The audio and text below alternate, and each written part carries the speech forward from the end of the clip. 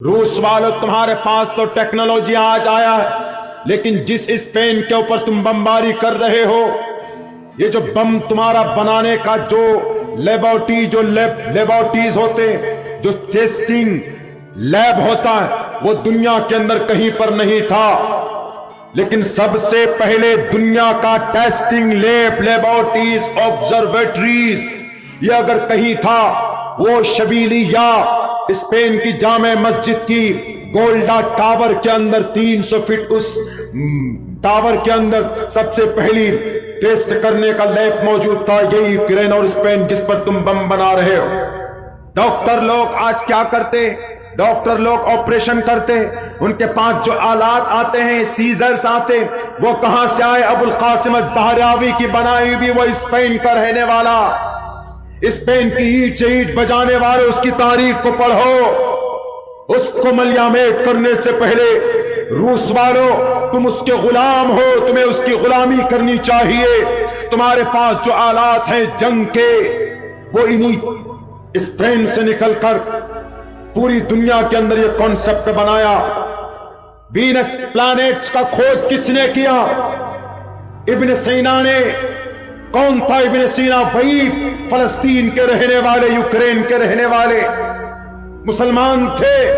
مسلمانوں کا احسان دنیا پر ہے. وہ الگ بات ہے کہ ہم نے بولنا چھوڑ دیا تو آج ہم پر الزام لگائے جاتے ہیں کہ مولانا، ہم پر الزام تراشی ہوتی ہے کہ مولانا آپ کے دھرم میں، آپ کے شریعت میں، آپ کے محمد کی زندگی میں صرف اللہ اللہ ہے اور کچھ ہے ہی نہیں. ارے اللہ ہے تو سب کچھ ہے. ایک آدمی پوچھتا ہے کہ مولانا آپ کے قرآن میں تو سب چیز نہیں. ہم نے کہا کیوں نہیں بھائی، سب کچھ ہے. بولا قرآن میں بتائیے تو ہوٹل کہاں ہے؟ ہوٹل جہاں لوگ رکتے ہیں، جہاں لاج کہاں پر ہے؟ ہم نے کہا کہ ہے قرآن میں، لا جناح علیکم ان تدخلوا بیوتا غیر مسکونۃ فیہا متاع لکم. ہم نے کہا دیکھو اس میں غیر مسکونہ، کوئی حرج نہیں ہے کہ تم ایک ایسے گھر میں رہو کہ جو متعین نہ ہو اور اس سے تم فائدہ حاصل کرو. وہی گھر لاج ہے قرآن. ہم نے کہا پاگل، تم کو پتا نہیں قرآن میں سب کچھ ہے. وہ تبیانا لکل شیء، ہر چیز ہے قرآن. ہر چیز کو اللہ تبارک و تعالیٰ نے قرآن کریم کے اندر اشارے سے، اقتضاء سے بیان کیا ہے. پروفیٹ محمد صلی اللہ علیہ وسلم نے ایکسپلین کے ساتھ اس کو امپلیمنٹ کر کے بتایا. تو صرف قرآن میں اللہ نہیں ہے، اللہ کا ذکر نہیں ہے، بلکہ قرآن کریم میں اللہ کا ذکر ہے. یہ قرآن اللہ کا کلام ہے. تو اللہ تبارک و تعالیٰ کو جب جس چیز کی ضرورت پڑی تو اللہ تبارک و تعالیٰ نے قرآن میں بیان کیا، اور قیامت تک آنے والے تمام مسائل کا حل اللہ نے قرآن میں رکھا. دیکھنے کی ضرورت ہے. ویسا نظر، ویسی آنکھ ہوگی تب نا. اگر آنکھ لگا لو گے یوگی جی والی، چشمہ لگا لو گے مودی جی والی، اور بھاشن کرو گے جناب امت شاہ والی، تو پھر تو کچھ نہیں ہوگا. امت شاہ نے کیا بھاشن دیا آج کل کے زمانے میں؟ اتر پردیش کے نوجوانوں، تم ہمیں جتا دو، اور جتنے بھی طالب علم ہیں، اسٹوڈنٹ ہیں، 12ویں میں پاس ہونے والے طالب علم کو فری میں لیپ ٹاپ کے ساتھ انٹر میں داخلہ کرائیں گے. 10ویں کلاس میں داخلہ کرائیں. 12ویں پاس ہوتا ہے تو کیا 10ویں میں جاتا ہے بچہ؟ بولی 12ویں پاس ہو کے 10ویں میں ان کی سرکار آئے گی تو ویسے ہی ہوگا. 12ویں میں جو بچہ پاس ہوگا تو وہ 10ویں میں ڈالیں گے. 10ویں میں جو بچہ پاس ہوگا تو 8ویں میں ڈالیں گے. 8ویں میں پاس ہوگا تو 6 میں ڈال دیں گے. 6 کلاس میں، 6 کلاس میں پاس ہوگا تو 4 کلاس میں، 4 میں پاس ہوگا تو 2 میں، 2 میں پاس ہوگا تو یو کے جی نرسری میں، یو کے جی نرسری میں پاس ہوگا تو حل تھما دیں گے، جاؤ حل جو تو گھر پہ. واہ بھائی واہ. تو اسی لیے ایسی نظر کی ضرورت نہیں، اور ایسے چشمے کی بھی ضرورت نہیں. ہم کہتے ہیں کہ قرآن کو دیکھنا ہے تو شارپ مائنڈیڈ بن کر دیکھو، پڑھو اس کو، دیکھو تم کو سارے مسائل کا حل ملے گا قرآن میں. ایک آدمی پوچھ بیٹھا کہ مولانا درد کا ذکر قرآن میں کہا، بتائیے تو کہاں ہے؟ درد کا علاج کہاں قرآن میں؟ ہم نے کہا کہ تم پاگل ہو، درد کا علاج قرآن میں نہیں ہے. قرآن میں درد کا علاج نہیں ہے، بلکہ درد کا پورا سمادھان قرآن میں موجود ہے. بے وقوف، سمادھان پورا قرآن میں موجود. یوں ہی نہیں کہا یجم پرچچام یوم ستدتو تو نبوستی کوریتم پورویم گتم کستد بھارتی.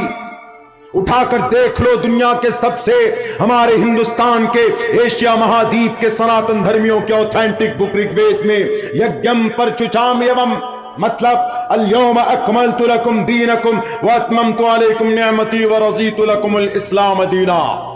یہ تذکرہ ادھر عربک میں ادھر سنسکرت میں. بولا آپ بتائیے مولانا کہ درد کا تذکرہ کہاں قرآن میں؟ ہم نے کہا کہ بابو ہے اس کے اوپر دیکھیں تحقیق کی ہے درد کے اوپر. ان الذین کفروا بآیاتنا سوف نصلیہم نارا کلما نضجت جلودہم بدلناہم جلودا غیرہا لیذوقوا العذاب. آپ کے پاس جب چوٹ لگتی ہے تو کہاں جاتے ہیں آپ؟ ڈاکٹر کے پاس جاتے ہیں. جب ڈاکٹر کے پاس جاتے ہیں تو ڈاکٹر ایسے اس درد کو دباتا ہے تو آپ کو محسوس ہوتا ہے, آپ تھوڑا سا جھڑکتے ہیں کہ اوہ درد ہو رہا ہے ڈاکٹر صاحب. تو اس کا مطلب اندر میں جو فیلنگ کی جو اس کو ریسٹونٹس بولتے ہیں, جو ایک سچویشن ہوتی ہے وہ ہے کہ نہیں ہے. اگر نہیں ہے تو پھر ڈاکٹر یہ کہتے ہیں کہ اس جگہ کو کاٹنا ہوگا یا پھر آپریشن کرنا ہوگا, بدلنا ہوگا. اگر آپ یہ چاہتے ہیں کہیں پر کینسر ہو جاتا ہے تو کیا کہتے ہیں ڈاکٹر؟ اس کو کاٹ کے پھینک دو, دوسرا لگاتے. نہیں پھینکو گے تو یہ کینسر تمہارا اندر چلا جائے گا. یہی سچویشن ہے نا. اس کے اوپر ریسرچ کس نے کیا؟ ہم نے کل تقریر میں بتائی تھی, آج بھی بتائی دے رہا ہوں. جب قرآن کی بات آئی ہے آج بھی میں بتا دے رہا ہوں. تو اس میں تھائی لینڈ جو ہمارے دیش کے بہت قریب ہے, تھائی لینڈ کا ایک بہت بڑا ڈاکٹر جس کا نام, اس یونیورسٹی کا نام جیانگ مائی یونیورسٹی, اس ڈاکٹر کا نام تیگاٹٹ تیجسن. نام یاد رکھیے گا, تیگاٹٹ تیجسن. درد کے اوپر ریسرچ کرنے والا. تو یہ درد کا ریسرچ, اس کے اوپر جو ٹریٹمنٹ جو تھیوری بتایا ہے وہ یہی تیگاٹٹ تیجسن نے بتایا کہ اگر درد نہ ہو, ایسے دباؤ درد نہ ہو, تو اس جگہ کو, گوشت کو یا ہڈی کو یا اس کھال کو کاٹ کر پھینکنا پڑتا ہے, تب دوبارہ دوسرا لگانا پڑتا ہے, تبھی وہ پارٹس آف باڈی ٹھیک ہو سکتا ہے. یہ کن کا ریسرچ, کن کی تحقیق؟ ڈاکٹر تیگاٹٹ تیجسن کی. ڈپارٹمنٹ آف آٹومنی کا وہ سربراہ تھا. وہ کون تھا؟ وہ ایک نان مسلم تھا, ایک مشرک تھا. لیکن کسی نے کہا کہ سر یہ جو تھیوری آپ کی ہے یہ تو قرآن میں بھی ہے. کہا کہاں پہ؟ کہا ان الذین کفروا بآیاتنا. اللہ فرماتا ہے کہ جنہوں نے ہماری نشانیوں کو جھٹلایا, انکار کیا, سوف نصلیہم نارا, ان قریب ہم اس شخص کو کہاں ڈالیں گے؟ آگ میں. کلما نضجت جلودہم, جب ان کی کھال جل جائیں گی, بدلناہم جلودا غیرہا, جب جہنم میں اللہ ڈالے گا تو جہنم کی آگ کی وجہ سے جب وہ کھال بالکل جل جائیں گی تو اب پھر جہنم کی آگ اس پر اثر نہیں کرے گی, تو اللہ تبارک و تعالیٰ اس کو نکالے گا. نکالنے کے بعد پھر اس کھال کو بدل دے گا دوبارہ درد پہنچانے کے لیے. جلودن غیرہا لیذوقوا العذاب, تاکہ اس کو دوبارہ ہم اس کو تکلیف دے سکیں. بالکل سیم اس آیت کے بارے میں جب بتایا اس کو تو اس نے انکار کیا, لیکن جب خود سے تحقیق کی انہوں نے کہا کہ ارے یہ تو سیم وہی تھیوری ہے کہ جو میں نے پیش کی ہے. ڈاکٹر لوگ جب اس پہ عمل نہیں ہوتا, جب وہ درد محسوس نہیں ہوتا ہے تو درد محسوس کروانے کے لیے اس کھال کو ہٹا کر پھینک دیتے, دوسری کھال لگا دیتے ہیں. تو وہ تحقیق تو 1450 سال پہلے اللہ نے اپنے قرآن میں بیان کیا. وہ مجبور ہو کر 8ویں میڈیکل کانفرنس کے لیے حجاز مقدس پہنچتا ہے. وہاں پر جا کر سب سے پہلے کہتا ہے کہ لا الہ الا اللہ محمد الرسول اللہ, سب سے پہلے کلمہ اسلام کو قبول کرتا ہے. دنیا والوں, تمہارے پاس نہیں ہے کوئی آپشن, میں نہیں بلکہ یہ قرآن کہتا ہے. اللہ تبارک و تعالیٰ نے الف لام میم ذالک الکتاب لا ریب فیہ ھدی للمتقین, یہ ایسی کتاب کوئی شک نہیں ہے, اگر تم کو درد کا علاج چاہیے تو تم کو قرآن کریم کے اندر ملے گا. اگر تم کو سورج چلتا ہے یا سورج رک کر ہے, زمین گھومتی ہے یا زمین رکی ہوئی ہے, اگر اس جھگڑے کو تمہیں سلجھانا ہو تو قرآن کریم کو پڑھنا ہوگا. هو الذی خلق اللیل والنہار والشمس والقمر کل فی فلک یسبحون. آج جو سائنس کا نظریہ ہے وہ اسی آیت پر ہے کہ سیارے اور ستارے, یہ دونوں چیزیں زمین و آسمان اور یہ چاند ستارے, یہ سب کے سب اپنے اپنے مدار پر گردش کرتے ہیں. 1800 سال تک ارسطو کا یہ نظریہ تھا کہ سورج رکا ہوا ہے, زمین گھومتی ہے. اس سے پہلے 150 سال تک ارطغرل کا ایک نظریہ تھا, لیکن ان کا بھی نظریہ فیل ہو گیا. اور استو کا بھی نظریہ فیل ہو گیا۔ آج اگر کسی نظریے پر، آج کے نظریے کا بانی کون ہے، آج کا سب سے بڑا سائنسداں کون، کس کو مانا جاتا ہے؟ Albert Einstein. البرٹ آئنسٹائن نے کہا کہ یہ زمین بھی اور آسمان بھی اور یہ سورج بھی، یہ دونوں کے دونوں گھومتے ہیں۔ آج انہوں نے اس نظریے کو قائم کیا، لیکن یہ نظریہ کہاں سے نکالا اس نے؟ البرٹ آئنسٹائن نے۔ اے دنیا والوں اور ہمارے بھارت کے اندر ان پڑھ اور گوار RSS بجرنگ دل کے لوگوں، قرآن سے نفرت کرنے والوں، یہ نظریہ البرٹ آئنسٹائن نے یہ قرآن کریم سے اٹھایا ہے۔ اللہ نے قرآن میں بیان کیا، هو الذی خلق اللیل والنہار والشمس والقمر کل فی فلک یسبحون۔ یہ سورج اور چاند اور یہ زمین، یہ سب کے سب اپنے اپنے مدار پر گھومتے ہیں۔ یہی نظریہ آج کے سائنسدانوں کا بھی ہے۔ آج قرآن پر لوگ اعتراض کرتے، قرآن میں یہ نہیں ہے، قرآن میں وہ نہیں ہے۔ قرآن میں ساری چیزیں ہیں، وہ نظر چاہیے تمہیں۔ بھکتی کا، اندھ بھکتی کا چشمہ اتارو، مانوتا کا، انٹیلیجنسی کا چشمہ لگا کر دیکھو، تمہیں قرآن میں سب ملے گا۔ قرآن میں درد کا علاج چاہیے تو وہ بھی ملے گا، قرآن کریم کے اندر کاربن آکسیڈیشن چاہیے تو وہ بھی ملے گا، قرآن کریم کے اندر ایواپوریشن چاہیے تو وہ بھی ملے گا، قرآن کریم کے اندر برننگ گلاسز چاہیے تو وہ بھی ملے گا، قرآن کریم کے اندر الجبرا کی گنتی چاہیے تو وہ بھی ملے گا، قرآن کریم کے اندر سرجری کرنے کے آلات چاہیے تو وہ بھی ملے گا، قرآن کریم میں میزائل بنانے کے لیے تانبے چاہیے، لوہے چاہیے، گیس چاہیے تو وہ بھی ملے گا۔ اس لیے کہ اللہ تبارک و تعالیٰ نے قرآن میں کہا وَعَلَّمَ آدَمَ الْأَسْمَاءَ كُلَّهَا ثُمَّ عَرَضَهُمْ عَلَى الْمَلَائِكَةِ فَقَالَ أَنبِئُونِي بِأَسْمَاءِ هَؤُلَاءِ إِن كُنتُمْ صَادِقِينَ۔ اللہ نے آدم کی اولاد کو تمام چیزوں کا علوم دیا ہے، اور زمین کے نیچے اللہ نے گیس کو، پیٹرول کو، سونے کو، چاندی کو، لوہے کو، تانبے کو چھپایا تاکہ آدمی آگے چل کر اپنی دماغ سے ان تمام چیزوں کو نکال کر وجود میں لا سکے، استعمال میں لا سکے۔ آج اگر تم میزائل بناتے ہو تو تمہارا کمال نہیں ہے، اللہ کا کمال ہے، قرآن کا فرمان ہے۔ اتراؤ مت اپنی گرنتھوں میں، ہمارے پاس جو گرنتھ ہے مقابلہ کروا لو کسی بھی میدان میں، انشاءاللہ we will success, we will challenge against you in every field۔ Hare field میں میں تمہیں چیلنج کروں گا، قرآن کریم کے ذریعے سے میں تمہیں جواب دوں گا۔ تم جواب نہیں دے سکتے because you have no choice، تمہارے پاس تو کچھ ہے ہی نہیں۔ تمہارے پاس کیا ہے؟ گوبر سے گیس بنا لو۔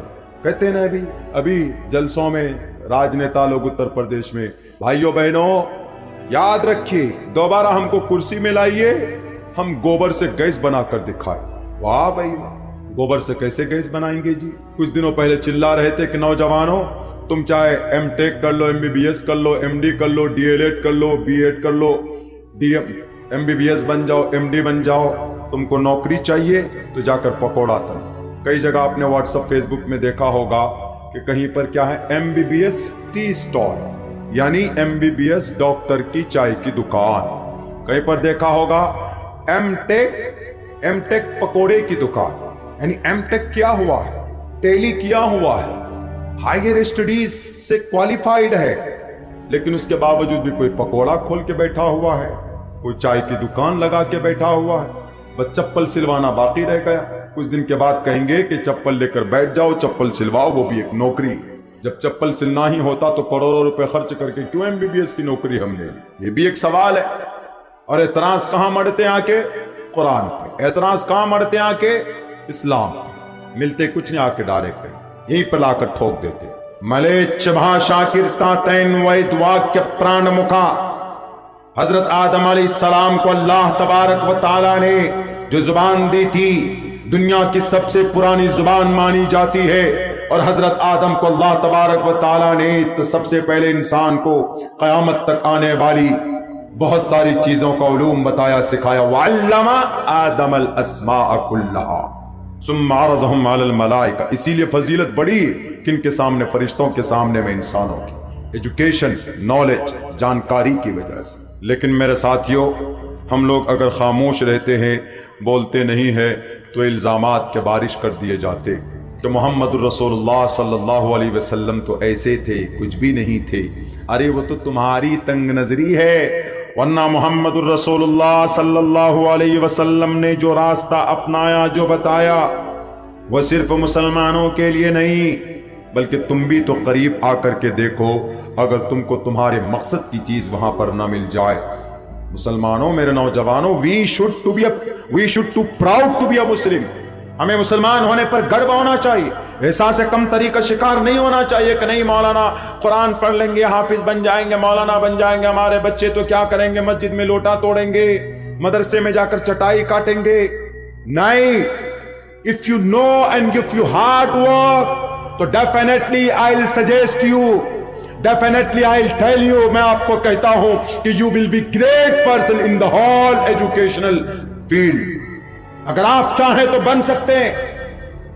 ہمارا مقصد ہے ہم اپنے بچے کو حافظ قرآن بنائیں گے انشاءاللہ، اس کو سول سروسز میں ڈالیں.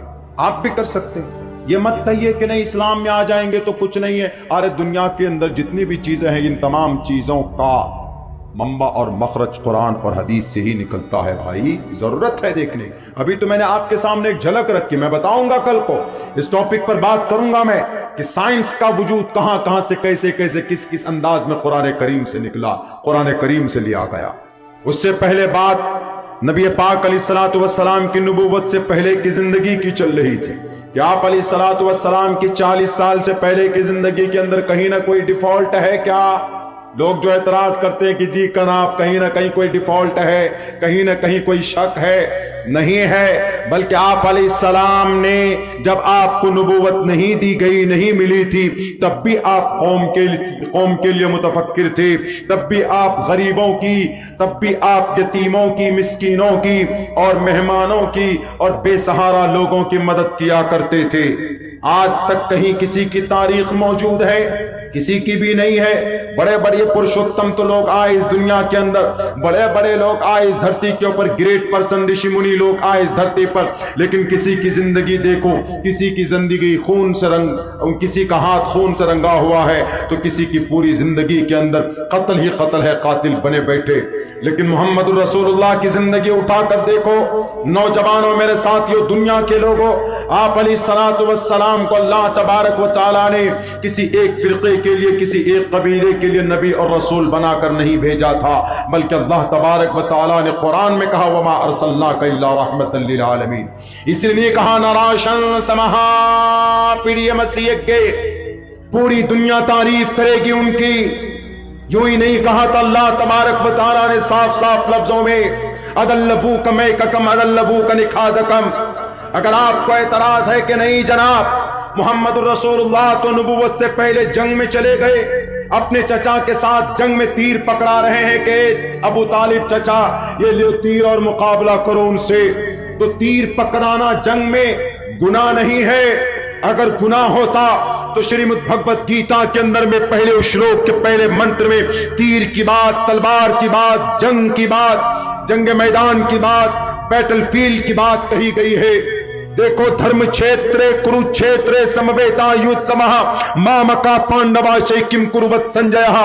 دھرتراشٹر تھا نا، دھرتراشٹر کا بیٹا جتنے کورو تھے 100 کے 100، ان کا جو بیٹا سب سے بڑا طاقتور دریودھن تھا، اسی کی ظلم اور تشدد کی وجہ سے پانڈوؤں کے سامنے اور کوئی آپشن نہیں تھا مقابلہ کرنے کا، جنگ کرنے کا. اگر آپ کو جنگ فجار پر کوئی اعتراض ہے، محمد الرسول اللہ کے جنگ بدر کرنے پر کوئی اعتراض ہے، اگر محمد الرسول اللہ کے جنگ احد میں شریک ہونے سے آپ کو کوئی اعتراض ہے، یہ پرٹیکولر بھارت کے ان لبرل سماج کے لوگوں کو، بھارت کے اندر ان بھگوا دھاریوں کو، بھارت کے اندر ان کمیونل مائنڈ رکھنے والے لوگوں کے لیے جو کہتے ہیں کہ تمہارے محمد نے جنگ کی، تمہارے محمد نے تلوار لے کر گئے اور گھوڑے پر بیٹھ کر لوگوں کو ڈرایا تھا، تب جا کر کلمہ پڑھا تھا. پوچھو نا ان لوگوں سے کہ یہ تیجسن کو حیدرآباد، وہ تھائی لینڈ کے وہ چیانگ مائی یونیورسٹی کا وہ ڈپارٹمنٹ آف اٹارنی کا اس کو کس نے مجبور کیا تھا؟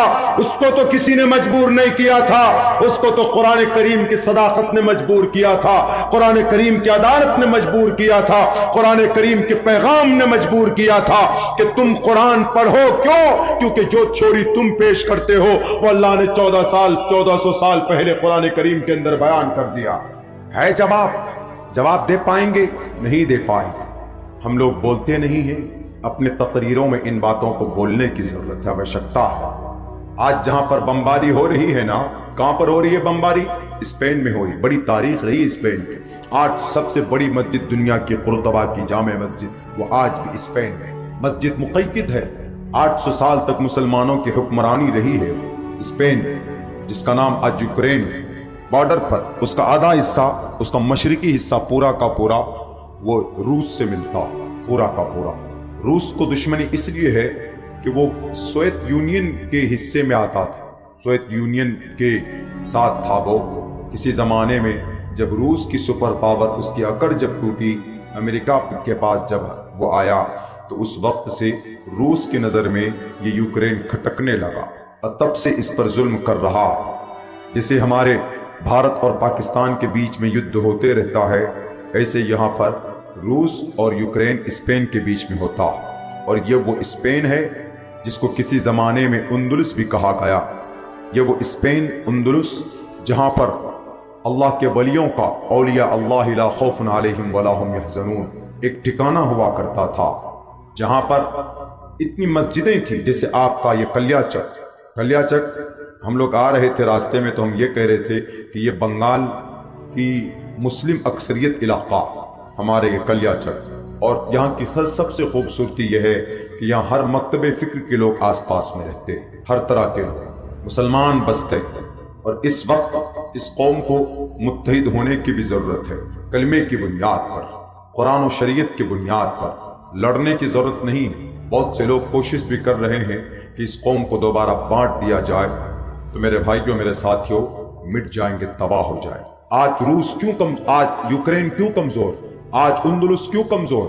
آج یوکرین کا حملہ یوکرین کیوں حملہ برداشت کر رہا ہے؟ اس کا، روس کا، رشیا کا، کیونکہ آج وہ ملک تھوڑے کمزوری کی طرف پہلے سے، جب سے اس پر کمیونزم نے حملہ کیا تھا تبھی سے لے کر آج تک یہ ملک بہت زیادہ کمزور ہو چکا، اور ان کی کمزوری کی وجہ اور ان کی آج جو مقابلہ نہیں کر پا رہے ہیں، اس کی ایک بڑی وجہ یہی ہے کہ وہاں کے جو مسلمان طبقہ تھے، حالانکہ 800 سال تک حکومت اسپین کے اندر مسلمانوں کی رہی۔ میں سمجھتا ہوں کہ تاریخ کی کتاب جب آپ پڑھیں گے آپ کو بھی پتا چلے گا، میں نے اسٹڈی کیا ہے اسپین کی اتہاس پر، اسپین کی ہسٹری کے اوپر یہ بات لکھی گئی ہے اتہاس اور ہسٹری کے اندر کہ 850 سال تک مسلمانوں کی حکمرانی تھی اس اسپین میں، اس یوکرین میں۔ کوئی گھر ایسا نہیں تھا جس میں روزانہ صبح کو قرآن کریم کی تلاوت کی آواز نہ آتی ہو، اور اتنی مسجدیں تھی جیسے آپ کے کلیا چک میں چاروں طرف سے صبح کی اذان ہو، ظہر کی اذان ہو، عشاء کی، فجر کی، مغرب کی اذان ہو، چاروں طرف سے جب اذان کی آواز آتی ہے تو ایک خوشی محسوس ہوتی۔ بالکل سیم اس سے بھی زیادہ خوبصورت انداز میں وہاں پر اسپین میں جب چاروں طرف سے پورے ملک کے اندر سے اذان کی آواز آتی تھی، اور ڈیلی صبح کو 2 پارے قرآن کریم کی تلاوت کی آوازیں سننے کو ملتی تھی فجر کے بعد، فجر کی نماز کے بعد۔ اسپین کے اندلس کا اور یوکرین کے زمین کا کوئی حصہ ایسا باقی نہیں تھا جہاں پر مسلمانوں کی سجدوں کے نشان نہ پڑے ہو۔ یہ تاریخ گواہ ہے۔ اگر میں جھوٹ بولتا ہوں تو آپ انسائیکلوپیڈیا آف دا ورلڈ پڑھ کے دیکھیے، دا ہسٹری آف ورلڈ پڑھ کے دیکھیے، ایک عالمی تاریخ اٹھا کر کے پڑھیے، آپ کو پتا چلے گا کہ اسپین کی زمین کا کوئی حصہ ایسا باقی نہیں تھا کہ جس میں مسلمانوں کی سجدوں کے نشان نہ پڑے ہو۔ لیکن میرے مسلم بھائیوں، جس طریقے پر ایشیا مہادیپ میں آج ہم لوگوں کو بانٹنے کی کوشش کی جا رہی ہے، اگر کلیا چک کے اندر اگر مختلف مکتب فکر کے لوگ رہتے ہیں تو جب بات سماج کی آئے، جب بات آئے ان انڈین کی, جب بات آئے ہمارے سوشل کی, جب بات آئے ہمارے دھرم کی, جب بات آئے ہمارے قرآن کی, جب بات آئے ہمارے ایک مسلمان کی, تو سارے مکتب فکر کے لوگوں کو ایک پلیٹ فارم پر کھڑا ہونا چاہیے, تب جا کر یہ ہم بچ پائیں گے. لیکن اسپین کے اندر ایسا نہیں ہوا تھا. وہاں پر 1 انچ کی مسجد بنا کر, 1.5 انچ کی مسجد بنا کر ایک دوسرے کے خلاف لڑنے کے لیے سازشیں رچی گئی تھی. علماء کرام کو عوام سے کاٹ دیا تھا کہ مولانا عبداللہ سالم صاحب غلط بیانی کرتا ہے یا شیخ جرجیز انصاری صاحب غلط بیانی کرتا ہے, وہ تو اتر پردیش کے ہیں, وہ بنگال کیوں آئیں گے؟ مولانا عبداللہ بہار کے ہیں, وہ بنگال کیوں آئیں گے؟ یا بنگال کے مولانا, بنگال کے بہت سارے مقررین ہیں, وہ کیوں جائیں گے بہار کے اندر؟ جب یہ نفرت آپس میں, عصبیت, ریسلزم نے جنم لیا, تو اللہ تبارک و تعالیٰ نے کہا کہ ہم نے تم کو کہا کہ واعتصموا بحبل اللہ, اللہ کی رسی کو مضبوطی سے پکڑو, لیکن تم اپنی عقل سے, اپنے دخل سے تم اس قوم کو بانٹنا چاہتے ہو. تو یاد رکھو, جب صحابہ دو پھاڑ ہو گئے تھے تو اللہ تبارک و تعالیٰ نے جنگ احد میں ہونے والی فتح کو شکست میں بدلنے کی کوشش کر دی گئی تھی. 70 صحابہ اسی انتشار کی وجہ سے گاجر مولی کی طرح شہید کیے گئے تھے. اگر تم نے بھی اتحاد کے لڑی کو مضبوطی کے ساتھ نہیں پکڑا تو وہاں تو نبی موجود تھے, لیکن اس دھرتی پر کوئی نبی نہیں ہے. تمہارے پاس اگر نبی کے درجے میں کوئی چیز ہے تو نبی کے حدیث مبارکہ ہے, اللہ کی وحی کے بدلے میں کوئی چیز ہے تو وہ قرآن کریم موجود ہے. اگر تم نے اس قرآن کریم کو چھوڑا یا قرآن کریم کی ایک آیت کی یا ایک حکم کی تم نے روگردانی کی, تو اللہ تبارک و تعالیٰ تمہارے بدلے کسی اور قوم کو پیدا کرے گا اور تم کو نیست و نابود کر دے گا. وہاں پر ریسلزم نے, وہاں پر کنفیوشنزم نے, وہاں پر جوڈائزم نے جنم لیا. اللہ تبارک و تعالیٰ نے چنگیز کو بھیجا اور پورے اسپین کے اندر سے ایک ایک مسلمان کو گھروں سے نکال کر گاجر مولی کی طرح کاٹ دیا جاتا ہے اور قرطبہ کی جامع مسجد میں بیٹھ کر ایک مورتی کو سجایا جاتا ہے, اور پھر پورے کے پورے اسپین میں اللہ کا نام لینے والا باقی نہیں رہتا. وہ اسپین, اس سے بڑی حکومت کسی بھی ملک میں نہیں رہی. اس کے بعد تب ہمارے بھارت کا نمبر آتا ہے کہ 675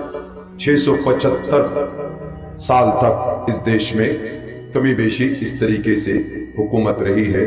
لیکن سب سے زیادہ اسپین, اگر وہ متحد ہوتے وہاں پہ کسی کے بہکاوے میں نہیں آتے, قوم بٹی نہیں, تو میں سمجھتا ہوں کہ آج ہاتھ ڈال کر رشین کے حلق سے ان کے آرگینز کو نکال کر باہر ہم پھینک دیتے.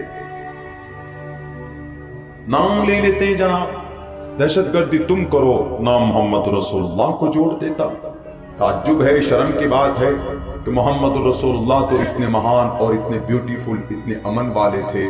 ان کے بارے میں کہا کہ self denials, modesty and kindness, self denials, اپنے آپ کو نچھاور کر دینا. لقد جاءکم رسول من انفسکم عزیز علیہ ما عنتم حریص علیکم بالمؤمنین رؤوف الرحیم.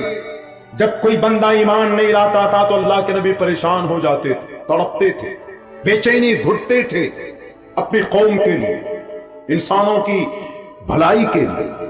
وہ کیسے کسی کے اوپر ظلم و زیادتی کر سکتا ہے جناب؟ خواہ مخواہ کا الزام, خواہ مخواہ کا یہ اعتراض نبی پاک علیہ السلام کے ذات اقدس پر. افغانستان کے پہاڑوں میں, پہاڑوں کو ریزہ ریزہ کس نے کیا؟ امریکہ نے کیا. عراق کے اندر فوجوں کو, وہاں کے فوجی سسٹم کو, ڈھانچے کو کس نے توڑا؟ امریکہ نے توڑا عراق میں. اور عراق کے فوجی پر جو ظلم زیادتی ہوئے, انہی فوجیوں میں سے ایک ٹیم نکل کر جو بنی, اسی کا نام داعش ہے. جو اسلام کا نام دیتے انہی کا نام داعش ہے. جو IS جن کو کہا جاتا ہے, اسلام سے ان کا کوئی واسطہ, کوئی راستہ نہیں ہے. سیریا میں کس نے حملہ کیا؟ فرانس اور ایران نے مل کر سیریا, چیچینیا, وہاں کی پورے کے پورے شہر کو کس نے تباہ کیا؟ بوسنیا کو کس نے تباہ کیا؟ بخارا اور سمر کے اندر کس نے اینٹ بجائی؟ وہاں کی اینٹ سے اینٹ کس نے بجائی؟ افغانستان میں آج سے پہلے جو وہاں پر بمباری کیے گئے امریکہ اور اسرائیل کے ذریعے سے، تو اب بتاؤ کتنے لاکھ انسان مرے. انسان کی بات کر رہا ہوں میں، مسلمان کی نہیں. کتنے لاکھ انسان مرے. ان کو کوئی دہشت گرد نہیں کہے گا، ان کو کوئی ٹیررسٹ نہیں کہے گا. محمد الرسول اللہ کی زندگی میں بتاؤ کتنے لوگ مرے. محمد الرسول اللہ کی تلواروں سے کتنے لوگوں کی ہتیائیں ہوئی. بتا سکتے ہو؟ You are not able to count and explain them, because the Prophet Muhammad sallallahu alaihi wasallam is not a cruel person. The Prophet Muhammad said in the holy hadith, you will not enter the paradise whose never is not safe from his cruelties. محمد الرسول اللہ نے کہا کہ اگر کسی کا پڑوسی اگر اس کے ظلم سے محفوظ نہ ہو تو وہ انسان جنت نہیں جا سکتا ہے. جو نبی یہ کہتا ہو کہ پڑوسی کو امن کے ساتھ رکھو، پڑوسی پر اگر تمہارا ظلم بڑھا تو یاد رکھو تم جنت نہیں جا پاؤ گے. وہ انسان کیسے لاشوں کے ڈھیروں پر چل سکتا ہے؟ بتاؤ ذرا، پوچھو فرانس سے کہ تم نے سیریا کی اینٹ سے اینٹ کیوں بجائی. ذرا پوچھو امریکہ سے، ذرا پوچھو اسرائیل سے کہ اسرائیل والوں تم نے یہ الغزہ فلسطین کے علاقے میں کیوں تم نے وہاں پر خون کے سمندر کو بہایا اور وہاں پر خون کی ہولیاں کھیلی. کوئی مائے کا لال پوچھے گا؟ نہیں پوچھ سکتا. ہمارے بھارت کے اندر تو یہ ٹی وی والے ایسے پاگل ہو جاتے ہیں، فوراً نام لے لیتے ہیں. کن کا؟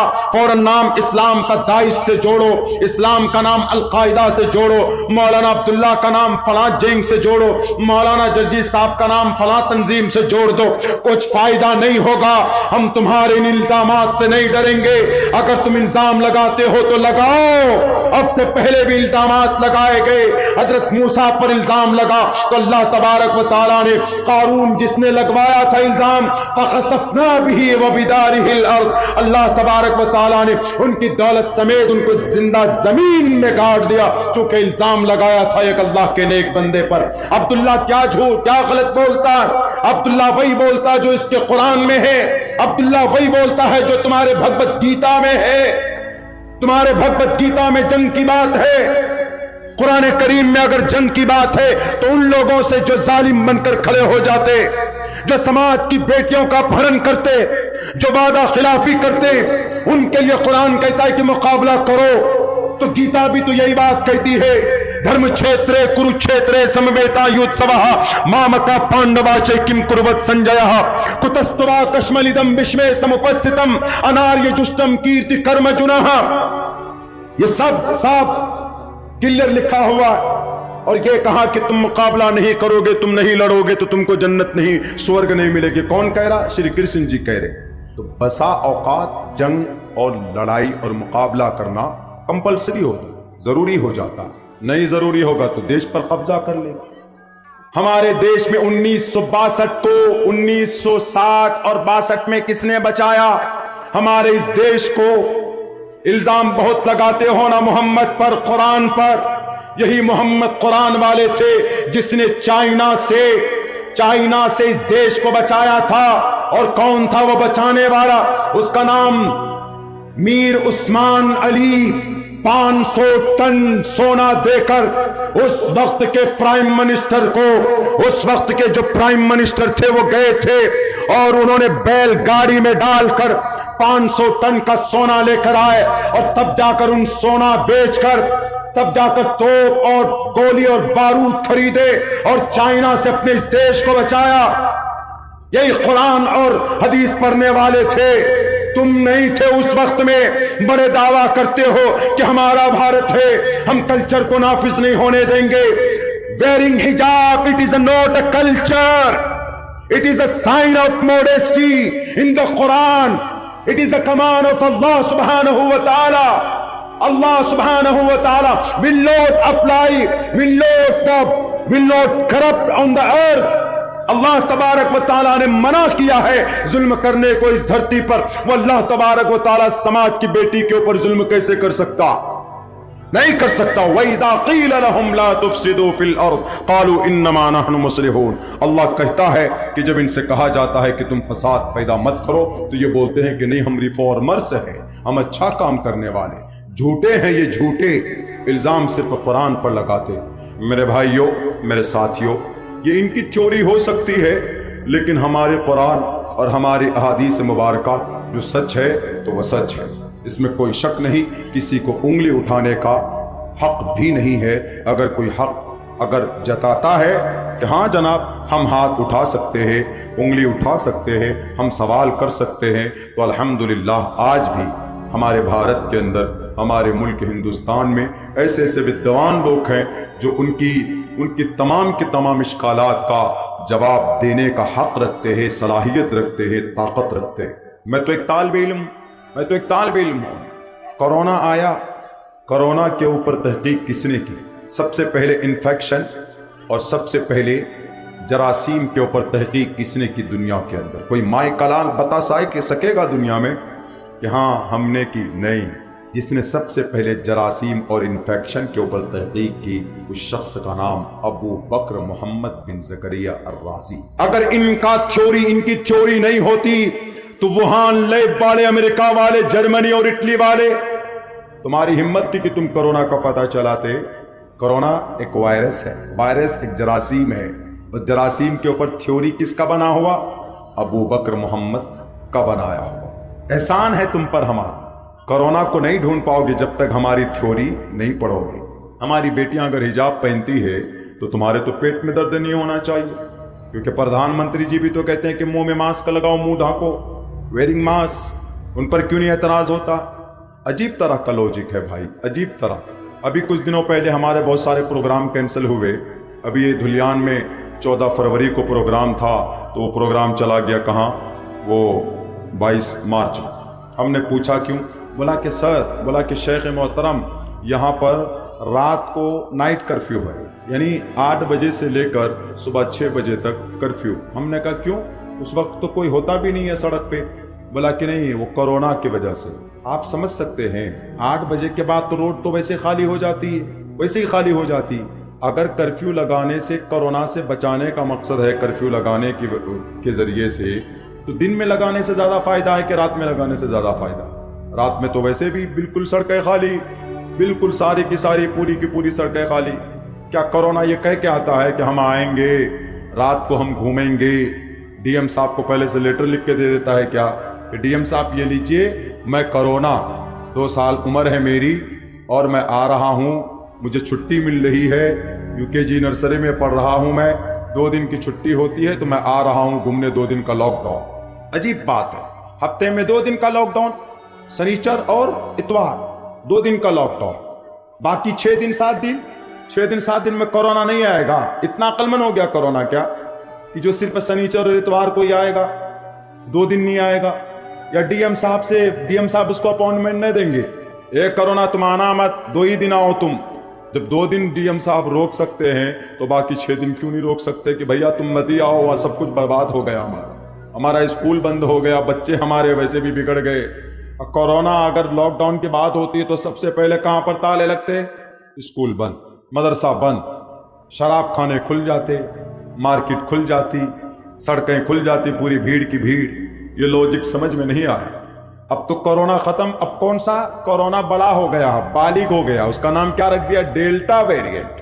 اب وہ ڈیلٹا ویریئنٹ بن گیا، بالغ ہو گیا، اب اس کو شادی کرانی پڑے گی، اب اس کا وائرس ڈھونڈنا پڑے گا۔ چائنا والوں نے تو کورونا کو ڈھونڈا، بنایا، پیدا کیا، اب بڑا ہو کر کے، پہلے چھوٹا تھا، بچہ تھا، بیبی تھا، وہ کورونا نام تھا، اب وہ 3 سال کا ہو گیا، 3 سال میں بڑا ہو گیا، وہ ڈیلٹا ویریئنٹ بن جائے گا۔ اس سال مارچ میں ہوگا وہ بڑا، ڈیلٹا ویریئنٹ بن گیا ہے۔ بہرکیف اس کورونا سے بچنے کے لیے ماسک لگا لیجیے، ناک ڈھکیے، منہ ڈھکیے۔ ایک جگہ ایئرپورٹ کی بات ہے، شاید کلکتہ کی بات تھی، ہمارا جو ماسک تھا وہ نیچے تھا ایسے ناک کی، بولا کہ سر دین کور اپ کمپلیٹلی اور ماسک، پورے ڈھنگ سے پہنیے، ویئر دا کمپلیٹ ماسک، پورے کو پہنیے۔ ہم نے پہن تو لیا، لیکن ہم نے کہا کہ سر ایک بات بتائیے، ناک میں کیوں پہن لیتے ہیں اس کو؟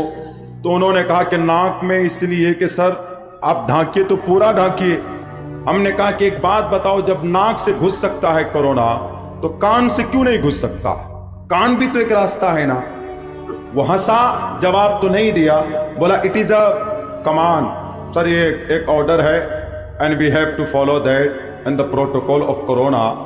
تو یہ ایسا ہے جو تھیوری سمجھ میں نہیں آنے والی، وہ تھیوری نافذ کر دیں گے تو نافذ، اس دیش کے اندر میں سچ بات تو یہ ہے کہ فریڈم آف اسپیچ ختم کر دیا گیا ہے. اس دیش میں freedom of speech, freedom of thought ختم کر دیا گیا ہے. میں کل بتاؤں گا بالتفصیل آپ کو. ابھی تو آپ اپنے محبوب مقرر کو سنیں گے، آپ کی نظریں بھی ادھر اٹھی ہوئی ہے، شیخ محترم آ چکے ہیں، مجھے بھی سننا ہے، میں اپنے روم میں جا کے سنوں گا ان کو، میں ویسے تھکا ہوا ہوں. Freedom of speech and freedom of conscience, freedom of thought, freedom of practice, freedom of profession, freedom of propagation of the religion, یہ ختم کر دیا گیا اس دیش میں. جو میں نے کہا وہ منزل من السماء وہی ہو گئی، ماننا پڑے گا. ایسا چل رہا تانا شاہی، ڈکٹیٹرشپ. زمین پر دھراتل پر کیا ہے وہ لوگوں کے سامنے دکھانے کی کوشش نہیں کی جاتی. بے وقوف بنا لوگوں کو. اتنا بڑا مدعا بنایا گیا، اتنا بڑا مدعا، اس کو تکبیر والے میسج کو نعرہ تکبیر، اللہ اکبر، وہ بیٹی صرف اللہ اکبر بولی، اتنی تقریریں ہو رہی، اتنا کچھ ہو رہا ہے. میں نے اس کے اوپر کل ریسرچ اور تحقیق کی تھی اور میں نے بولا بھی تھا، اور میں آپ کو یہ بات بول کر، چونکہ ہم سب کے بڑے محبوب مقرر سامنے بیٹھے ہیں، میں بھی زیادہ بولوں تو ان کی توہین ہوگی، لیکن میں یہ 2-3 منٹ میں یہ چیز بتانا چاہتا ہوں. تکبیر ہی تھی وہ جو جلیانوالہ باغ میں جنرل ڈائر کو 2 لاکھ فوجوں کے سامنے جب وہ آیا تھا تو اس وقت کے ڈاکٹر سیف الدین کچلو اور ستیمان کی گرفتاری کی وجہ سے، جب جلیانوالہ باغ امرتسر میں اس باغ میں 15,000 لوگ جب بیٹھے تھے، وہاں پر جنرل ڈائر کو اگر دھول چاٹنا پڑا تو وہاں پر صرف ایک تکبیر تھی جس کا نام اللہ اکبر تھا. آر ایس ایس کے ان لوگوں سے پوچھئے، ان پجاریوں سے، ان چاپلوسوں سے پوچھو کہ وہ تکبیر اگر بیٹی نے لگائی ہے تو تمہارے بھونکنے کی وجہ سے رام چندر جی کا نام لیتے ہو، لیکن مریادا پرشوتم کی زندگی تم نہیں جانتے. پہلے ان کی زندگی پڑھو، ان کی زندگی کو سیکھو. ان کی زندگی اگر سچ میں دل میں ہوگی تو کبھی بھی تم کسی بیٹی کی عزت و آبرو کو اچھالنے کی کوشش نہیں کرو گے. اگر تم کو اللہ اکبر سے اتنی ناراضگی ہے، اتنی دشمنی ہے، تو یاد رکھنا جنرل ڈائر کو ڈرانے والا، اگر کوئی ڈرانے والی کوئی آواز، کوئی تکبیر تھی، جلیانوالہ باغ 1919 میں 1 اپریل سے لے کر 6 اپریل تک اگر ان کو مجبور کیا تھا امرتسر کے اس جلیانوالہ باغ سے باہر نکلنے پر، تو وہ ایک ہی تکبیر تھی. اس تکبیر کا نام نعرہ تکبیر اللہ اکبر، نعرہ تکبیر اللہ اکبر کا نعرہ تھا، جسے ڈر کر سن کر اس کا خون پانی ہوا تھا اور ڈر کر وہاں سے جلیانوالہ باغ سے بھاگ کر اپنے گھر کو پہنچا تھا. کون؟ جنرل ڈائر. کون سی تکبیر تھی؟ اللہ اکبر کی تکبیر تھی. میرے بھائیوں، میرے ساتھیوں، میری آواز بھی صاف نہیں ہے، ابھی شیخ محترم کو سننا ہے. میں بھی معذرت خواہ ہوں. صدر محترم کو ہم نے کہا تھا کہ انشاءاللہ 10:30 سے آگے، تو 10:30 سے آگے 2 منٹ ہو چکے ہیں، تو 10:30 سے آگے ہو گیا ہے. ابھی چونکہ پہلا دن ہے، کل بھی انشاءاللہ باتیں ہوں گی، سامنے آئیں گے بہت ساری باتیں. بہت بہت شکریہ، جزاک اللہ. السلام علیکم ورحمۃ اللہ وبرکاتہ.